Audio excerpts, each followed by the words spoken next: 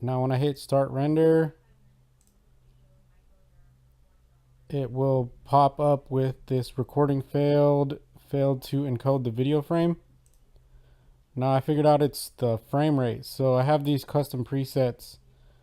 I'm trying to do an MP4 at 1080, but my frame rate seems to be the problem. So when I change it to 24, this one was on 29 and it failed. So I'm gonna add this one to the render queue and hit start render.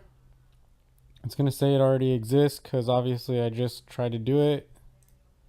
Hit render, and this says rendering in progress. So I think that's the problem. I'm not sure exactly why, but that has been working for me, so I hope this helps.